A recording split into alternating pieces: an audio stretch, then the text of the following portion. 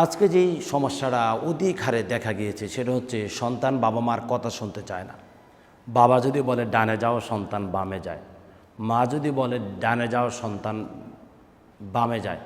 এই কথার অর্থ হচ্ছে সন্তান মুআদ্দাব নয়, সন্তান আদববান নয়। একজন সন্তানকে যদি আপনি আদববান যদি বানাতে চান, একজন সন্তানকে যদি আপনি মুআদ্দাব যদি বানাতে চান, বাবা মার কথা শুননেওয়ালা সন্তান যদি বানাতে চান, চক্ষু শীতলকারী সন্তান যদি বানাতে চান, আপনার একটি কাজ করতে হবে। সেটা আল্লাহ সুবহানাহু ওয়া তাআলা কোরআনুল কারীম সূরাতুল ফুরকানের মধ্যে সেই শিক্ষা আমাদেরকে দিয়েছেন।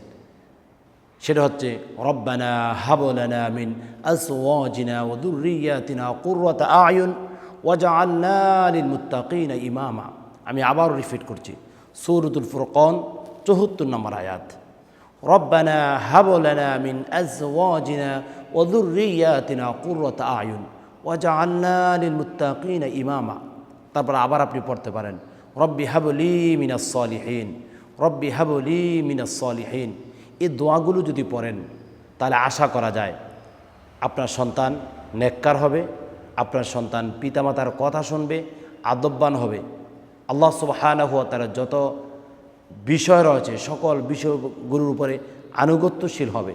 নাহলে সন্তান যদি ইসলাম থেকে যদি দূরে সরে যদি যায় তাহলে অবশ্যই সে বাবা মা থেকেও দূরে সরে যাবে। আল্লাহ সুবহানাহু ওয়া তাআলা আমাদের সকলের সন্তানদেরকে নেককার, আবেদ, সালেহ, তয়্যিব, আবেদা, সালিহা, তয়্যিবা হিসেবে কবুল করুক। আল্লাহ